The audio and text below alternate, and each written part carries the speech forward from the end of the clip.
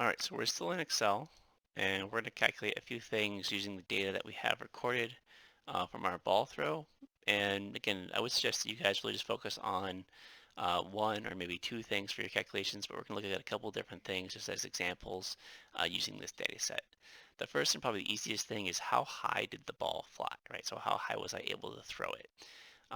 This is super easy to pull out because all I have to do is look at the maximum of the height value of my position data. So I'm going to come down to the bottom here. I'm just going to say, actually, let's just put it up the top. We can keep it. Let's say max. So I'll do the maximum of this whole range of data. And so we can see that the maximum position, right, the maximum height of throw is actually 6.237 meters, which, keep yourself in mind that meters pretty tall. So I don't know how high a good throw would be, but it's a reasonable height. The next thing I want to know is how much force did I apply to the ball. Now the force that I'm going to apply to the ball is actually going to be the largest acceleration here in this portion. I'm actually not applying a force to the ball while it's in its path. Uh, but one of the things you got to keep in mind is that the vertical acceleration of the ball is going to have two impacts. When I accelerate the ball upwards in the vertical direction, um, it's going to have the inertia of the ball plus the weight. So the first thing I'm going to do is I'm going to figure out what the maximum vertical acceleration of the ball was. So the same thing I did before, and again, I just drag this across if I want to. So this is the maximum acceleration of the ball vertically, and we can look at that in the filtered and the unfiltered data. So if we pull this all the way across, you notice how the filtered didn't change much, but the peak on the acceleration, the filtered did change quite a bit. And so we kind of have to ask ourselves which of those two values was actually the correct set. Um, in this case, this is really the positions here inside this data series is which of these points do you believe more? Is it the two boxes that are further apart or the two circles that are closer together? And which one of those is more accurate? I did notice when I was looking at the video during the throw that it does tend to look like it jumps. So I'm actually trying to find that frame. So there's this frame right here where it basically almost seems like the ball has jumped out of my hands. And we actually have a pretty significant time skip inside that frame. We go from 706 milliseconds to 774. So it looks to me like we lost a frame right as I was releasing the ball, which is close to where that maximum acceleration is occurring here. So I'm going to guess that the unfiltered one here is probably the less reliable of the two data points, and go with the more conservative acceleration of the 55.4. So that's the acceleration of the ball, right? So that's the amount of force I have to apply to it to accelerate it vertically. But keep in mind that it's also being pushed down by gravity. So we really need to add the weight of the ball to that to figure out the maximum force. So to say the max force, what I'm going to do is I'm going to say this is going to be equal to the um, the acceleration that I've recorded plus gravity, because I have to counteract that. I'm going to multiply that whole value times the mass of the ball. And in this case, the volleyballs have a fairly standard weight. So the mass of the volleyball is 0.26, we'll say 0.27 kilograms. So 0.27. And so I can see that the maximum force that I applied to that ball was around 17 newtons. So again, that's the second outcome. Now the last thing that I wanted to address with this is probably the hardest one, and that's what is the effect of air resistance on this ball. And to look at that, I want to look at a narrower range of this time series, and I actually probably want to plot the relationship between velocity and the acceleration of this ball minus the force of gravity. But I can still see that this acceleration data is pretty noisy still. So I'm going to try and filter that a little bit more aggressively before I plot it. So I'm going to make a second filter. So I'm going to call this double filter.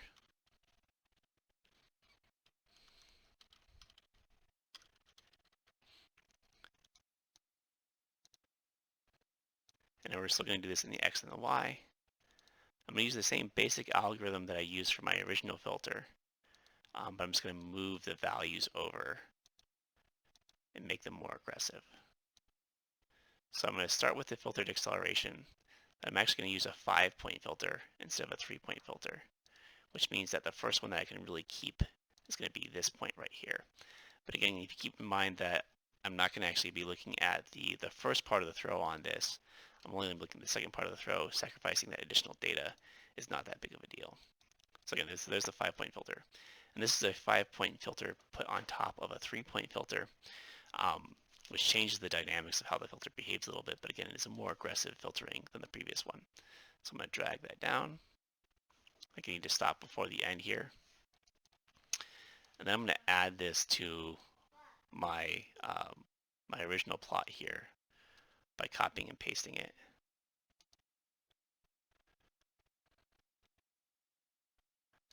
And then changing the range. Now I'm not actually going to be using the time points on this in the same way I had done previously, so I'm not going to worry about any kind of time offset associated with this.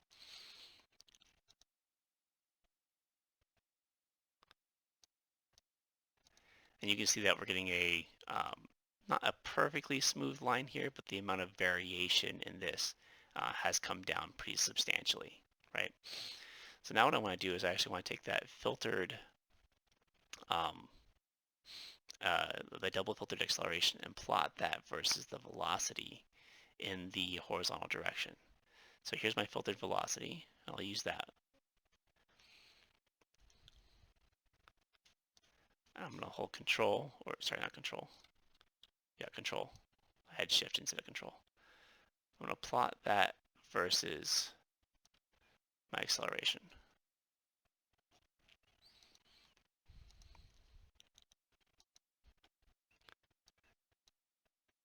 And now this has the first part of the throw on here as well. So I'm trying to figure out what time. Looks like about 0.75 seconds is where I've let go of the ball, and I want to try to make sure I'm not plotting anything that has that in there. So let's look at our time series, and 0.76 is the first time where we don't have any of that. So I'm going to move this down. It looks like we still have a few kind of endpoint errors here. So let's see if we can do a slightly narrower range and get rid of some of those. That guy, rid of that guy.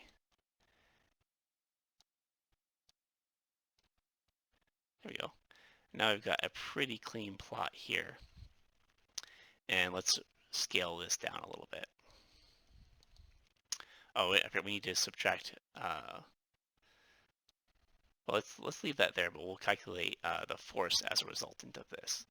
So this is just the acceleration. You can see here we have negative 18 or negative 8 about as the average for this, or the starting point. This goes negative 8 to negative 10 for the acceleration of the ball. And so let's calculate the force on the ball using this acceleration data in just this range. So I'm just going to mark this as the starting point with an underline. And let's move these other plots out of the way for now.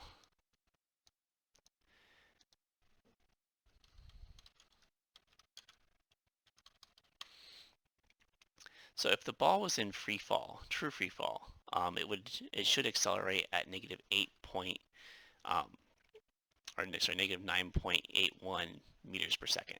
If it's not falling at that rate, then really there should be some force acting on it that's preventing it from falling that quickly, right? So, or preventing it from accelerating that quickly. So what I want to try and do is I want to try and figure out the amount of force that's being applied to the ball in this case. And I can actually use the same equation that I used previously to calculate my force on here, where I have the vertical acceleration plus the acceleration due to gravity times the mass of the ball. So I'm going to say we have the my vertical acceleration plus 9.81.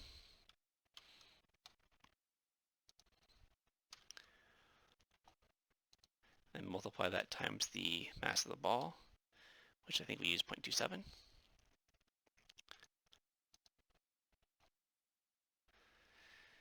And this is actually the force that the ball is applying to the surroundings, because again, I was saying the force that I was applying to the ball. So if I wanted to invert this, I could. But again, this is a function of how do you want to perceive it. Is you looking at the force the ball is applying to the environment, or the force the environment is applying to the ball. And those are equal and opposite. So you can switch the direction on this if it makes more sense to you. So this is if I want this to be the force on the ball, probably what I should do is I should invert this, because this force should actually be pushing the ball down at this point. So I'm just going to make it negative. And then I'm going to calculate this over the range of values that I thought was appropriate. I think these are the ones that I had inside this plot. One more. And I'm going to add these values. I'm just going to copy this plot. And I'll change the thing that I'm plotting out from the acceleration to the force values. And so you can see here, we have a relationship between force and velocity. And the velocity, when the velocity is negative, the force is negative. So when the ball is falling, it's actually being pushed up. And then when the ball is going up, it's being pushed down.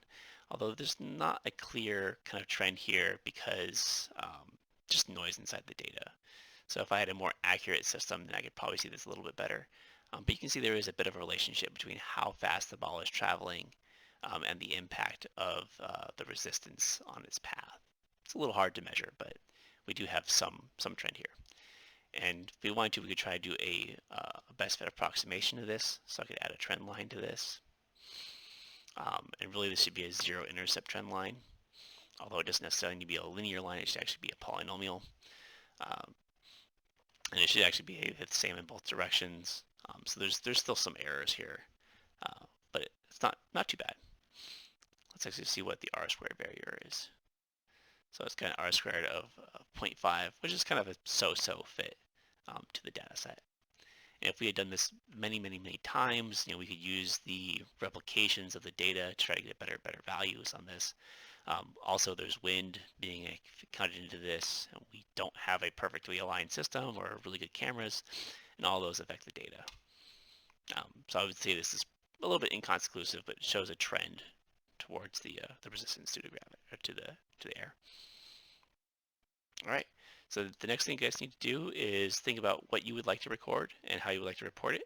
I'm going to put together a sample report to show you guys some of the data that we've collected here. And I hope you guys enjoy working on this.